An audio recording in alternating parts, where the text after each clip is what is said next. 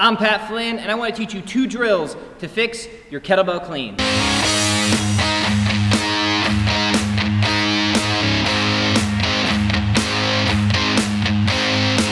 The kettlebell clean is a great exercise to learn force production, reduction, and redirection.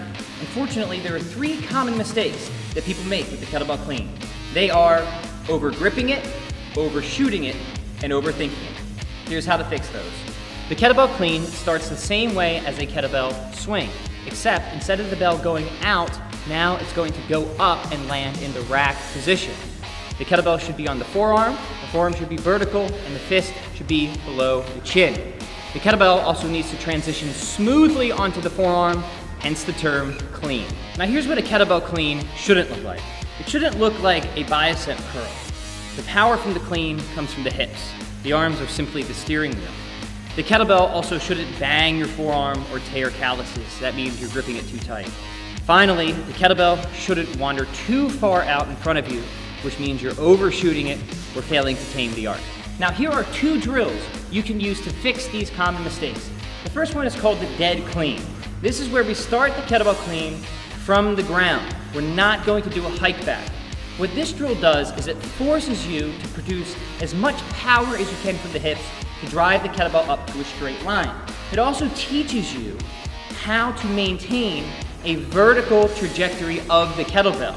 Now, in a normal kettlebell clean, the trajectory will never be perfectly vertical, but we want as far as possible to keep the kettlebell as close to our body as possible, both on the way up and the way down.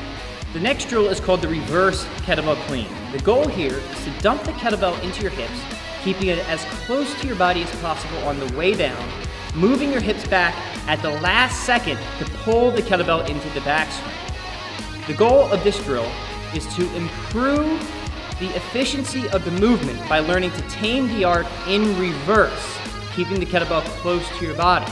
If you can get this on the way down, it becomes much easier to get on the way back up. When doing this drill, you're going to start by cleaning from the dead position, which we just learned. Then, drop the bell into the hips, pull the kettlebell into the backswing, park the kettlebell, and repeat. Okay, so now the goal is to put all of this together. You can start with a dead clean.